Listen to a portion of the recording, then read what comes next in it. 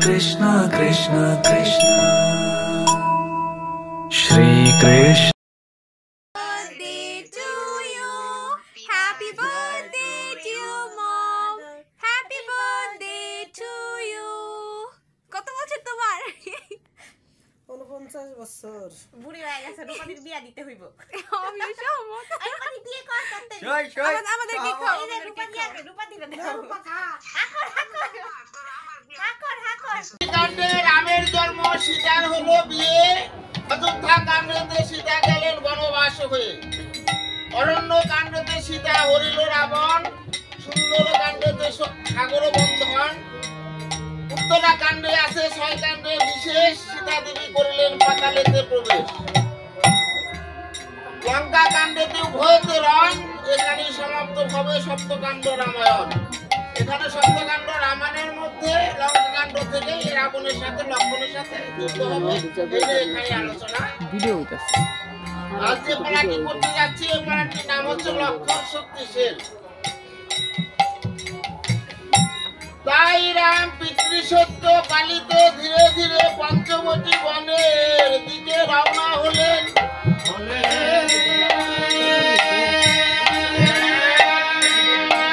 সুদূর গিয়ে দেখে মণিবররা যজ্ঞ করছে।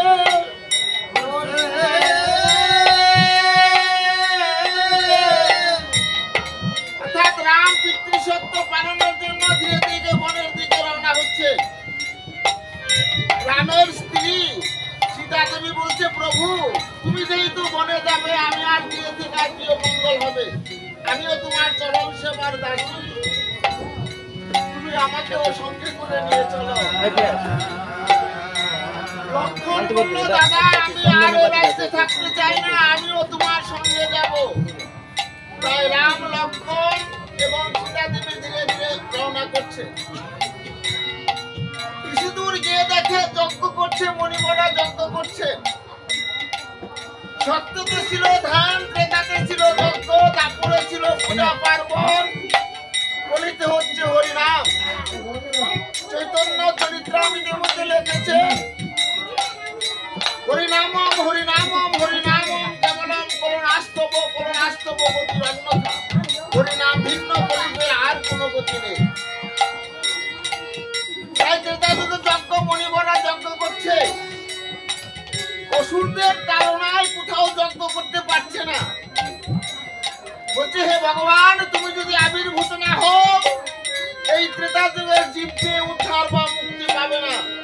তীর্থ কোটি মাস উপবাস করিলে যে ফল লাভ হয়, কিঞ্চিত বৈষ্ণবের প্রসাদ সেবা করলে সেই ফল নামা হতে নাম বড়, নাম হতে ভক্ত বড়, ভক্ত হতে ভক্তের চরণ ধুলি বড়।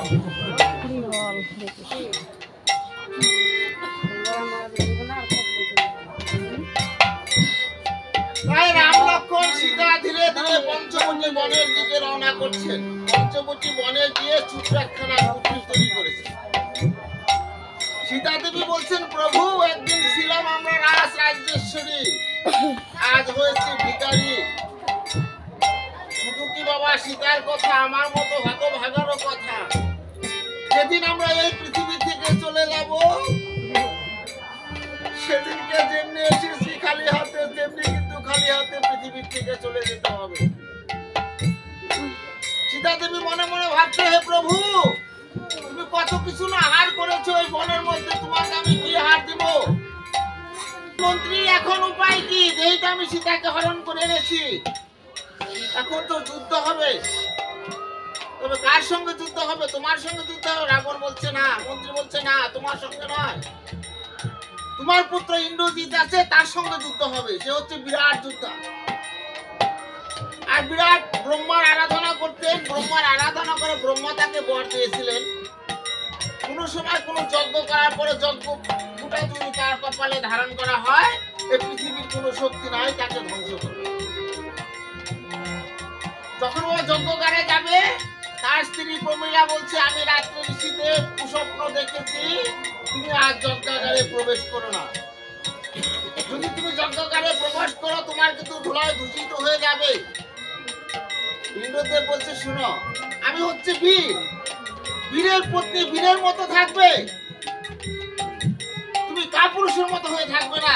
এই পৃথিবীর কোনো শক্তি নাই আমাকে ধ্বংস করবে। যজ্ঞকালে প্রবেশ করে যজ্ঞ করছে, ওম নমো ভগবতে বাসুদেবায় নমঃ, ওম নতে গন্ধপুষ্প সচন্দন, ওম শ্রী ব্রহ্মায় নমঃ, ওম রাজনী সর্বভূতেষু শক্তিরূপেণ সংস্থিতা নমস্তুতে নমো নমঃ। যখন বাবা যজ্ঞ করছে ইন্দ্রদেব, যজ্ঞাগারে ধীরে ধীরে সেই লক্ষণ আর বিভীষণ আর হনুমান কিন্তু ঢুকে পড়েছে। বলছে কে কে আমাকে যজ্ঞাগারে প্রবেশ করলে? লক্ষণ বলছে আমি তো অর্জুন, তুই মৃত্যুর জন্য প্রস্তুত হও। বিভীষণ বলছে তুমি এখনো প্রস্তুত হও, তোমার বংশে বাঁচি দেওয়ার মতো তোমাদের কেউ থাকবে না। বলছে কাকু, বিভীষণ তো কাকু, বলছে কাকু তুমিও বললে? বললে হ্যাঁ, তুমি মৃত্যুর জন্য প্রস্তুত হও। তাই ইন্দ্রদেবের সঙ্গে আর লক্ষণের সঙ্গে যুদ্ধ হচ্ছে। লক্ষণের সঙ্গে যুদ্ধ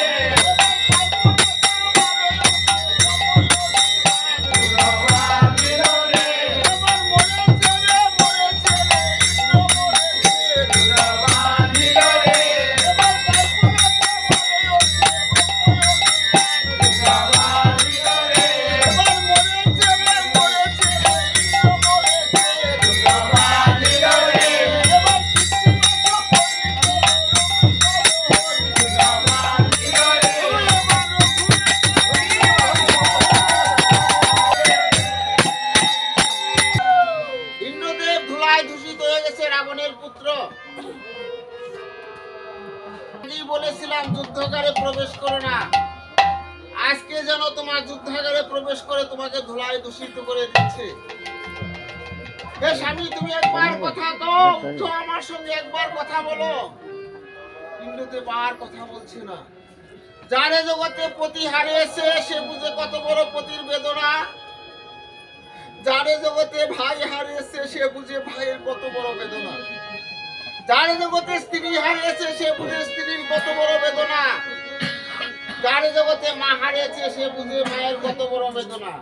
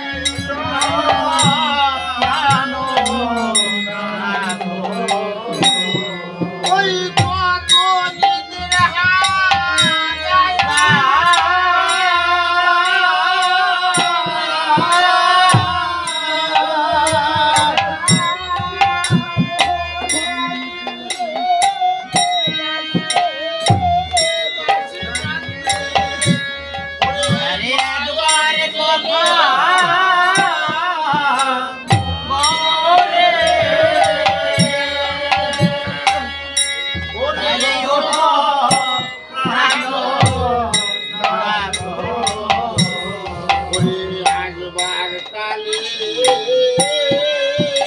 বারে বারে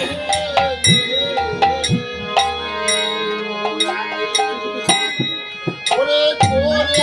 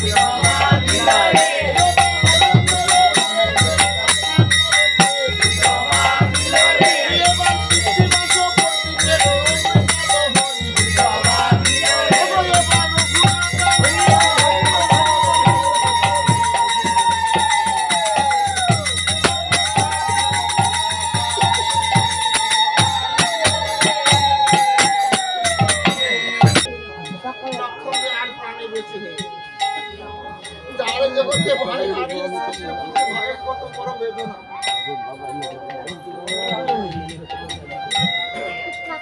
ওর মা নাড়াচাড়া দিচ্ছে দেখে সে কখনো না পেয়েছে নেই। ধীরে ধীরে গিয়ে রামকে সেই পঞ্চমণি বনে গিয়ে রামকে বলছে, প্রভু তোমার ভাই যে আর প্রাণে বেঁচে নেই, ধুলায় দূষিত হয়ে গেছে। যার জগতে ভাই হারিয়েছে সে বুঝে ভাইয়ের কত বড় বেদনা। ভাইকে হারা হো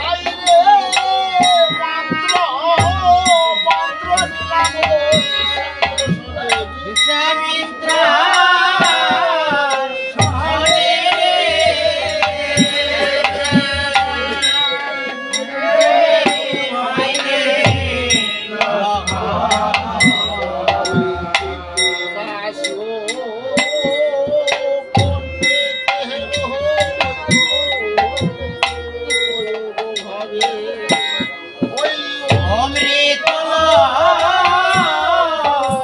হরে রে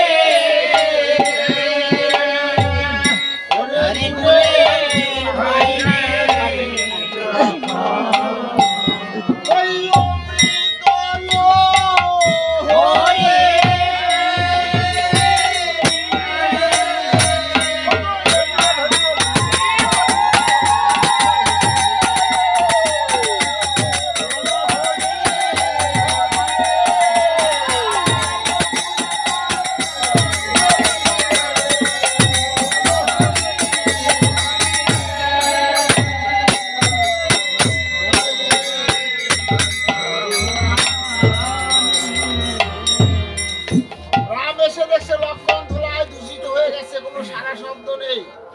ভাইকে বলছে, ভাই তুই আমাকে একবার দাদা বলে ডাক, তুই কি আমাকে আর দাদা বলে ডাকবি না? লক্ষণ আর কোনো সারা শব্দ দিচ্ছে না।